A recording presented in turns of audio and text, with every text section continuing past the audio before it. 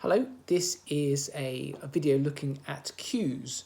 I know that a lot of trainees worry about cues. What are cues? How do you spot them? What do you do with them?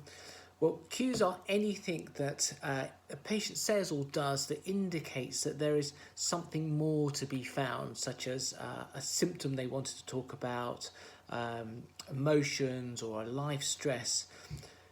Recognizing and responding to cues is another example of treating the consultation like a conversation. So a conversation you'd have with a friend maybe.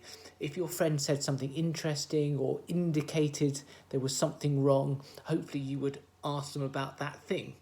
You wouldn't ignore it and just carry on with the topic you wanted to talk about. So ask yourself, in consultations, are you really listening to the patient, everything they're saying, taking it in and responding to that? Or are you just head nodding, kind of taking in the information you want and then asking the question you had planned no matter what they said? Cues related to the physical symptoms side are what I refer to in the ICE videos as windows of opportunity. So they were statements that enabled ICE to be asked in a nice fluid way. So something like, oh, you do worry about things, don't you? And I looked up my symptoms. Cues that don't lend themselves to ICE questions will be those related to emotions, life stresses. These are more difficult, as on the surface they may not be related obviously to the physical symptoms, the physical issue.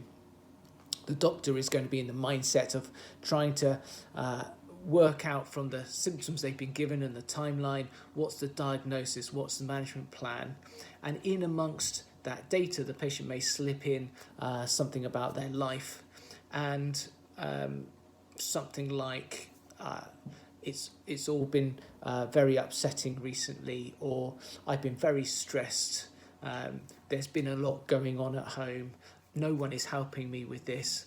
And typically the doctor continues exploring the physical symptoms and ignores that emotional cue and ignores there's an emotional component to the problem.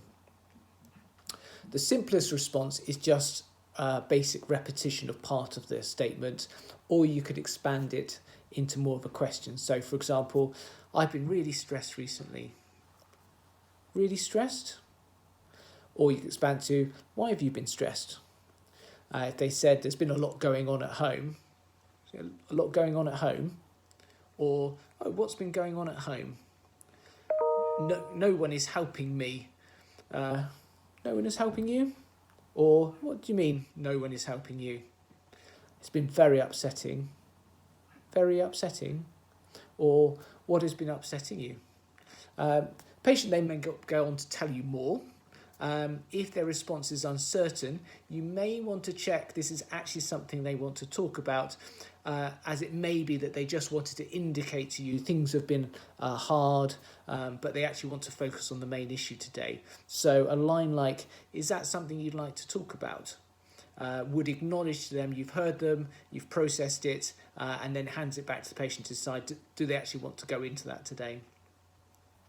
You might want to use that that line in response to a cue that might be upsetting for the patient or maybe a bit sensitive. So, for example, the patient says, well, and it hasn't helped that my father passed away a couple of months ago. You could reply with, well, I'm really sorry to hear that. Is that something you wanted to talk about today?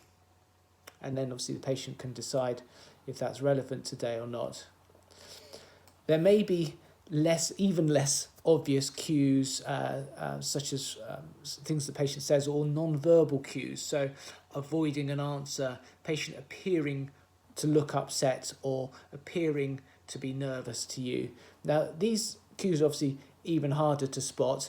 They're also hard to know what to do with because you're not sure if they mean anything. If they do, what do they mean? So if you're going to approach these, I would suggest looking to do it as a question rather than a statement, in case you get it wrong. So you can start a sentence with, am I right that, or you seem, or you don't seem. Am I right that you're a bit nervous? Am I right that you don't seem comfortable talking about that? You don't seem happy with the plan from last time. You seem a bit upset today. So these examples are looking at data gathering. The management stage is also important to look for indications that the patient is happy and understands the diagnosis and the plan.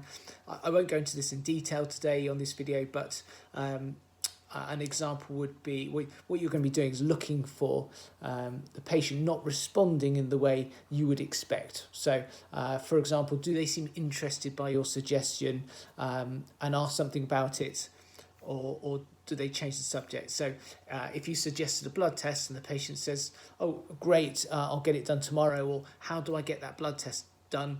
They're obviously engaged. If they completely ignore you and ask you something else, then it suggests that something isn't right. Maybe there's an ice that you haven't covered yet.